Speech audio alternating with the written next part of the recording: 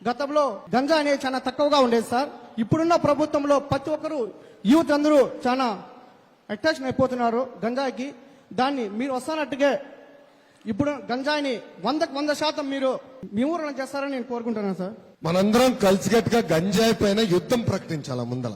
ఎందుకంటే ఇప్పుడు చూస్తే వైకాపా నాయకులే గంజాయి తయారు చేస్తున్నాడు. అతని పేరు అనంత్ బాబు ఎమ్మెల్సీ. అతను గంజాయి తయారీ, అక్కడి నుంచి సప్లై డిస్ట్రిబ్యూషన్ అన్ని చేసేది వైకాపా నాయకులే. ఈ రోజు గంజాయి డీలర్లుగా వైకాపా నాయకులే మారారు. నేను చంద్రగిరి నియోజకవర్గంలో ఒక తల్లిని కలిసా. ఆమెకు కూతురుంటే ఆ కూతురు గంజాయికి బానిసల్లాగా మారిపోయింది. డీ అడిక్షన్ సెంటర్ లేవు, డబ్బులు లేవు. ఏకంగా మా సపోర్ట్ తో ఆ పాపని సిఎంసిలో చేర్పించే పరిస్థితి వచ్చింది. సో ఇక్కడ ఉన్న యువతకు నేను పిలిపిస్తున్నా, గంజాయి అనేది మనకు మొత్తం రావచ్చు గాని మనం గాని తీసుకుంటే గంజాయిని మొత్తం కుటుంబం ఇబ్బంది పడుతుంది. అందుకే మళ్ళీ మళ్ళీ చెప్తున్నా, అందరం ఎవరన్నా గంజాయి అమ్మితే ముందర తన్నాలా.